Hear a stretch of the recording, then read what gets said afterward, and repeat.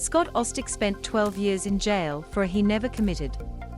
His life now is a shadow of the one he hoped for. Stacey Thorne's family thought police had caught her.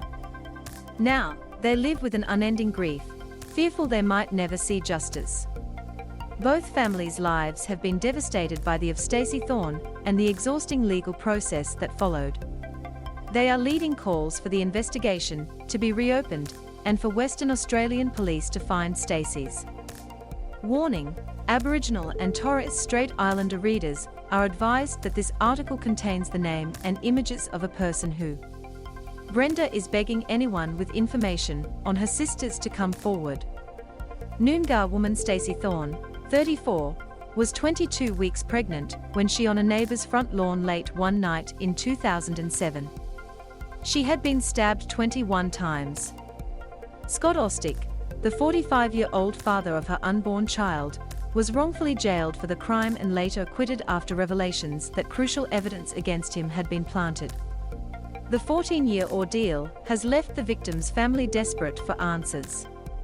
"We want to know what happened that night," Stacey's older sister, Brenda Thorne, told Australian Story. "There's people out there know what happened. And we want them to just come forward and tell me what happened to my baby sister." The Thorne family told Australian Story how they have recently hired a private investigator to keep their hopes of justice alive. "Stacey was our sister, and we want them to reopen this case so we can get justice for Stacey," Brenda said. Scott Austic spent more than 12 years behind bars for Staceys. Since his release from prison, Scott Austic has been living in his parents' home, reconnecting with the daughters whose childhoods he missed and struggling to rebuild his life. His family are also fighting for the WA police to reopen the investigation. "We want the case reopened so there can be justice for Stacey," Scott's mother, Robin Austic, said. "Scott wants the case reopened. We want to find Staceys." Scott Austic is reconnecting with his two daughters, Heidi and Sky. Charges laid miraculously fast. In 2007, Scott Austic felt like he had everything: a house, a job at the local bauxite mine, and two young daughters. "A great life to look forward to," he said. Stacey Thorne was a teacher's aide and Aboriginal liaison officer at the local primary school, an easygoing person who loved what she was doing, according to her sister Hayley. "We were a really close family," Hayley said. "What I loved most about her was her personality and her laugh." The Thorne family should be celebrating Stacey's 50th birthday this year. Instead, they only have a grave to visit. Scott and Stacey had grown up together in the small town of Boddington, south of Perth, and attended the same school. "We'd been friends our entire lives," Scott said. "We'd always been close to the Thorne family." The Thorne family remember the good times with Stacey. About a year after Scott broke up with his daughter's mother, he and Stacey became lovers, starting a casual relationship they kept quiet from their families. "She was looking forward to having a baby," Sister Brenda said. "She wanted to be a mother, she was always a mother to Hayley's children, and she wanted one of her own." On the night of the, Scott went to the pub for a few bourbons. After being refused service at the bar, he visited Stacey at her home. "We had a chat for a bit and then we'd had sex and then a little chat again," Scott said. "Then I'd gone home." By about 11 p.m., Stacey was found bleeding on a neighbour's front lawn after staggering 100 m down the road, desperately calling for help. Within a week, police had wrapped up their investigation, charging Scott with Stacey's. The police were convinced in their own mind that Scott Austic was the. Scott's barrister, David Edwardson QC, told Australian Story. "It was a miraculous completion of our investigation in a really short period of time." Scott Austic was the prime suspect in Stacey Thorne's and was arrested within a week. Police claimed that, on the night of the, after returning home and grabbing a can of Jim Beam, Scott had gone back to Stacey's house and stabbed her. Police found a text message Scott sent to Stacey 10 days before the, saying he would do anything for her not to have the baby. They said it proved he had a motive for the. At the trial in 2009, the prosecution claimed Scott had lied about the clothes he was wearing on the night of and that he had burnt them in a stove to conceal the crime. 3 pieces of evidence proved crucial in Scott's conviction. A knife covered with Stacey's blood had been found in a paddock between their homes. A cigarette packet with Stacey's blood on it was discovered on a table at his house. And a Jim Beam can with his DNA was found on the lawn not far from Stacey's house. The integrity of all 3 pieces of evidence would later be called into question. A Jim Beam can and a blue knife were found not far from Stacey Thorne's body. The jury found Scott guilty of Staceys, a decision his current lawyer says was warranted based on the evidence presented at trial. "I have no criticism on the jury at the first trial convicting Scott of this crime," Scott's lawyer Clint Hampson said. The case, as it was presented to that jury, appeared overwhelming. For Stacey's family, the guilty verdict and Scott's jail sentence was a relief. "We thought that was finished, it was over," Haley Thorne said.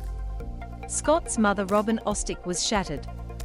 "Every piece of my body just shook when the sentence was read out," she said. "I never, ever thought that he would have been found guilty," she said. "So many things didn't add up." A year later, a chance encounter would end up confirming those misgivings. Key evidence brought into question. Despite the case presented in court, Robin never gave up believing her son was innocent. She could not imagine Scott harming anybody, let alone somebody. "He wasn't what you would say, a perfect angel, but he was never violent and stuff like that at all," she said. In 2010, she attended a Justice WA dinner where she first met Dr. Clint Hampson, a lawyer who specializes in forensic pathology. She implored him to take a look at her son's case, insisting he had been framed for the crime. "My initial reaction was, okay, it's a mother who's pleading her son's innocent. I've heard that before," Dr. Hampson said. "I said I wasn't a gun for hire. I said I would look at this forensically, and I'll give you my honest opinion." He agreed to look at the case pro bono.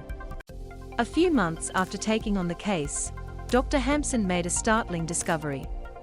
Dr. Clint Hampson worked for the Austic family pro bono in a bid to look at the case again.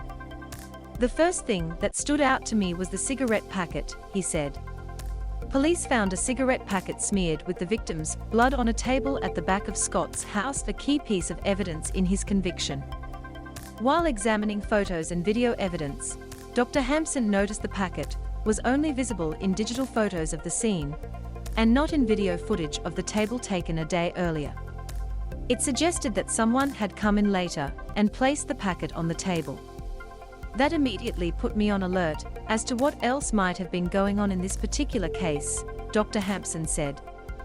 From one day to the next, the cigarette packet appeared on the table in the evidence photos. Other inconsistencies soon came to light. The story of the Jim Beam can's discovery, which police found in plain sight outside Stacey's home, seemed to stretch credulity.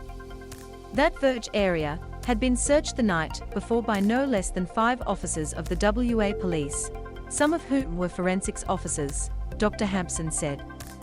They conducted a thorough search, and none of them identified or located a Jim Beam can.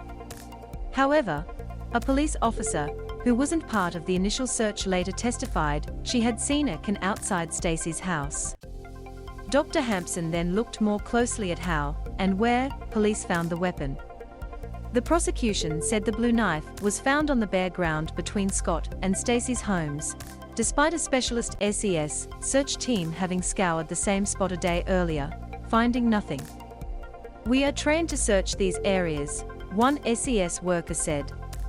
"We find out the next day that they found a knife exactly where we searched, so we failed. And that's when we said to ourselves, bull. Scott Austic had always maintained his innocence. As he launched an appeal against his conviction, Haley Thorne remembers a horrible feeling setting in. We've got to go through all of this again. With the help of other experts, Dr. Clint Hampson uncovered discrepancies in the police evidence. Miscarriage of justice frees Scott, but questions loom over. In 2020, the Criminal Court of Appeal found that there was credible, cogent and plausible evidence that crucial evidence against Scott Austic had been